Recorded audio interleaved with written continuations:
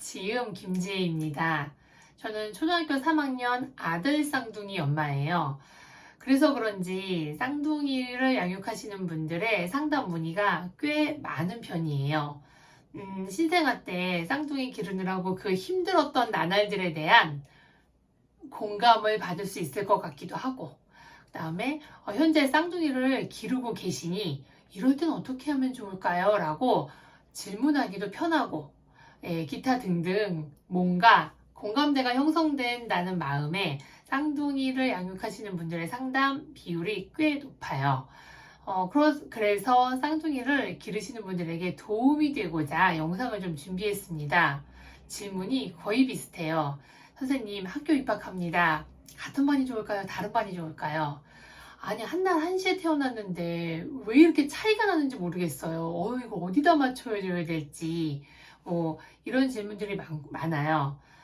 저는 쌍둥이 육아의 핵심은 각자 독립된 개체로 기른다 입니다. 그 예로 첫 번째로 많이 질문하시는 게 같은 반 다른 반이거든요. 저는 그럴 때마다 늘 이렇게 똑같이 대답합니다. 같은 반이냐 다른 반이냐는 두 번째로 중요한 문제예요. 첫 번째로 중요한 문제는 같은 반에 있어도 서로 그렇게 의지하지 않고 독립된 클래스메이트로 앉아있을 수 있느냐가 중요해요. 예를 들면 이제 저희 친한 친구가 유치원 선생님이었어요.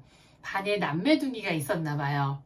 뭔가 이렇게 가위질을 하다가 잘 안 되면 누나! 종이접기를 하다가 잘 안 되면 누나! 반에서 뭔가 조금 난처하고 어려운 일이 생기면 누나! 그럼 또 그 누나가 다 해준대요. 도와주고 해주고. 저걸 어떻게 해야 되나 하는 생각을 한다고 저에게 이야기한 적이 있었어요. 뭐냐면 가정 안에서도 통상 남매 쌍둥이를 기르시는 분들이 다 그런 건 아니지만 여자 쌍둥이 친구가 조금 발달이 빠른 경우가 많아요.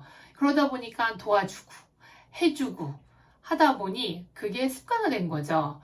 너무 의지하게 된 나머지 이제 유치원에서도 학교에서도 그렇게 된 거예요.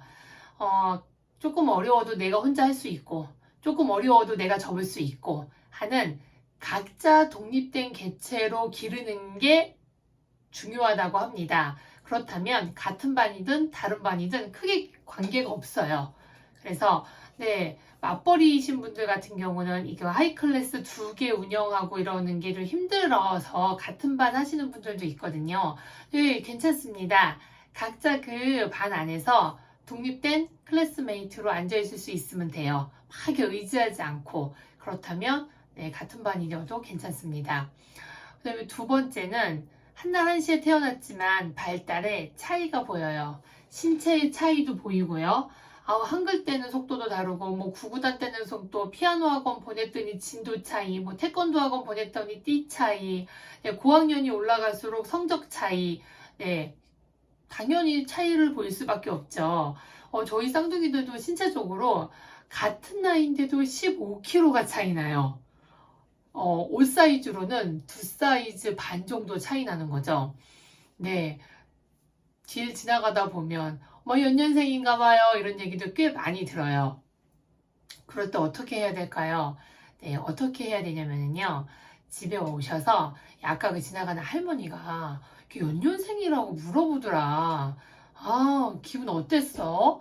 아무렇지 않게 그거에 대해서 이야기하면서 참 사람들이 키가 중요한가 봐. 엄마 하나도 안 중요한데. 그것에 대해서 이야기하고 아이가 속으로 끙끙 앓지 않도록 같이 대화하시는 게 중요합니다. 그리고 나는 키 차이 중요하지 않아 라고 이야기해 주셔야 돼요. 작은 아이가 안 먹어서 작든 뭔가 예민하고 그런 친구들이 좀 더 작거든요. 그러니까 좀 잘 먹으란 말이야. 이렇게 질책하고 지적하시는 게 아니라 사람마다 다 고유의 태어난 특성이 있고 쌍둥이여도 다를 수가 있고 너희들의 키 차이가 나에게 그렇게 중요하지 않다라고 대화를 늘 하셔서 그것이 자연스럽게 나의 생각이 될 수 있고 그 의견이 엄마 말 맞지 라고 될 수 있게 자연스럽게 이야기를 해주시는 게 좋아요. 그리고 성적 차이, 진도 차이 그런 게 있는데 그건 정말 어떻게 할 수가 없어요. 네, 같이 시작했는데 한 명이 빠르게 진도를 나간다고 하면 그 아이가 가지고 있는 그런 학습 수용이나 네, 발달이 빠른 거잖아요.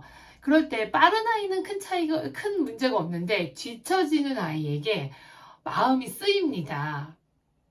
괜찮아, 안 중요해. 아이는 중요하거든요. 그래서 그때 조금 뒤처지는 아이의 성향을 좀 잘 파악하시는 게 중요해요. 그래서 이 아이를 어떻게 도와줘야 되는지 살펴야 합니다. 좀 예민한 친구들은, 자존심이 좀 강하고 이런 친구들은, 나 못했어. 막 화를 내는 친구도 있고요. 나 안 할 거야. 그거 안 할 거야. 포기하는 친구들도 있어요.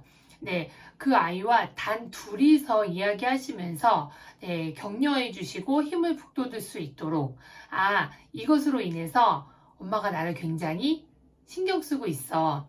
격려해 주고 있어.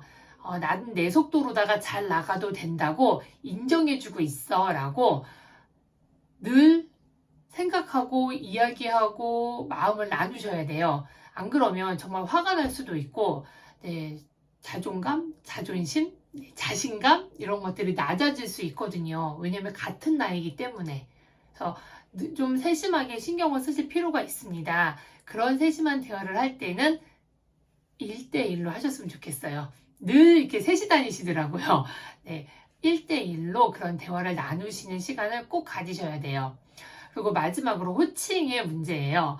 네, 호칭 문제로 가장 많이 이제 그 어려움을 주신 분들이, 이렇게 이름을 부르는 가정들은 괜찮아요. 그런데 오빠 동생, 그 다음에 뭐 누나 동생, 언니 동생으로 호칭을 사용하는 분들이 하나같이 이야기하시는 게, 어릴 땐 안 그랬는데 초등학교 들어가면서 요즘은 한 6, 7살 돼도 그런 문제를 얘기하시는 분들이 있었어요.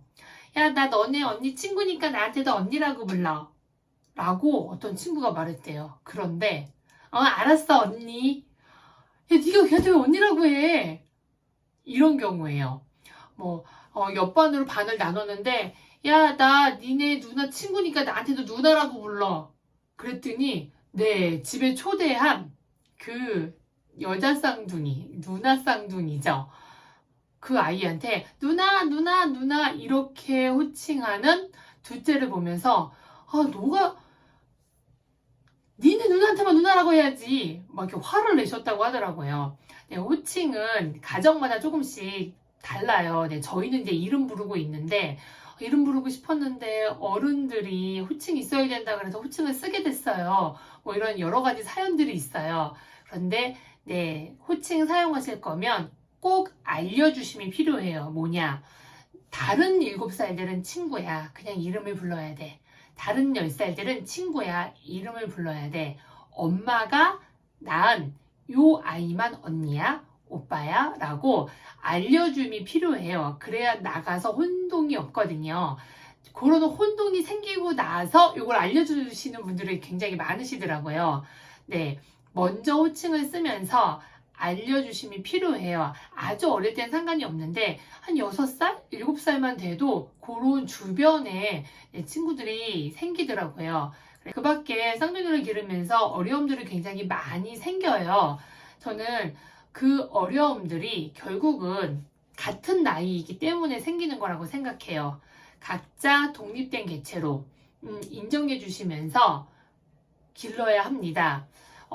특별히 이제 고학년이 되거나 그럴 때는 같은 학원을 안 보내셔도 돼요. 이 아이 배우는 거 이 친구가 안 배워도 되고요. 그러니까 스케줄이 점점 달라지는 거죠. 늘 이렇게 같은 스케줄로 움직이지 않게 하셔야 되는 시점에 그걸 이렇게 가르지 못하시는 분들이 있어요. 너무 습관화됐고 같이 또 세트로 다녀야지 안심이 되기도 하고요. 그렇게 분리를 해야 되는 시점에 좀 잘 분리를 해주시는 것도 기억해 주셨으면 좋겠습니다. 앞뒤로 업어가면서 잠 못 자가면서 기르신 그 애씀, 네, 너무 힘드셨죠?